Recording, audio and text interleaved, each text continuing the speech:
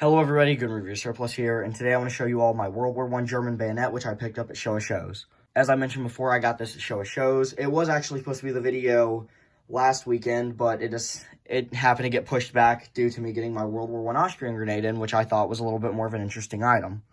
I also waited around 2 months to get that due to shipping errors and it just being a long way away. As I mentioned, it came from Austria. Also, sorry for the day late upload. Hopefully we're going to try to get a video out on time next weekend, but I think Saturday or Sunday is when videos will come out, so you can see them on the weekend instead of very late at night like this.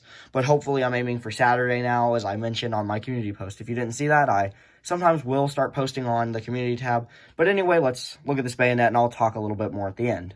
So this is a World War I German bayonet. This one, I believe, was made in 1915 due to a marking on the blade, which I think signifies the date, but I'm a little bit unsure. I'll show some of the stamping in a minute, but as you can see, this one is not as long as the British one I have, but it doesn't all fit in the frame, so it's kind of have to move the camera around.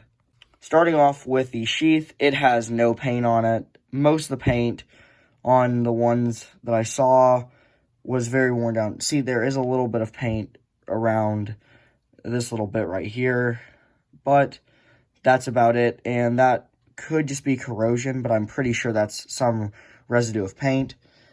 You can see it's in pretty good shape. The blade still fits in here nicely.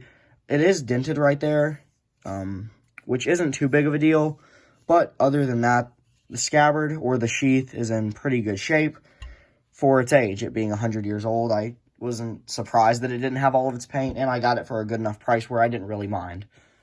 Taking a look at the blade, you can see does have a few spots on it from the age of it, as you can see. It definitely has seen a little bit of wear. As you can see, this one was made by Simpson & Co. It has a little bit of corrosion and pitting on, I guess, the handle guard. I forgot what that was called. I said what it was called in my Luftwaffe dagger video. And right here, as you can see, it has the Imperial Crown and that number 15, which I'm assuming means this was made in 1915. As you can see, this blade starts out pretty slim and then expands outwards as you go down the blade. The blade's still in very good shape. As you can see, it's still very shiny. It's not corroded like most of the blades. There are a few spots on it, which I don't know what those are caused by, so if you know, let me know in the comments, because I'd kind of like to know. But for the price of this bayonet, it was a very nice purchase, in my opinion. These bayonets aren't too rare.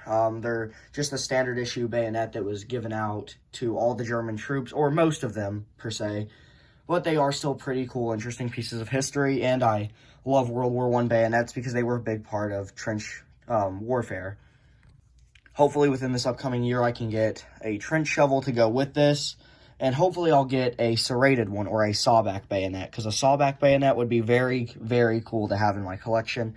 They're around $400 when I see them, so hopefully I'll get one soon, but you never know. Hopefully we'll have one by the end of the year, though. Now I'm going to take the rest of this video to talk about the upload schedule. So I mentioned a while back, I think it was Show of Shows, that I was changing it to every Saturday. It's going to be every Saturday and or Sunday. Just gives me a little bit of a bigger time frame. I was a little busy this weekend, which is why the video is a little late. I have a personal life too, as everyone does. So it'll probably be weekend upload schedule where it's Saturday or Sunday, just to let you all know. But if you enjoyed this video and you want to go see some of my other World War I stuff, go check it out on my channel. I have a bunch of cool World War I stuff. I have some really rare World War I stuff as well in my collection. If you enjoyed this video, I'll see you in the next one, and happy collecting.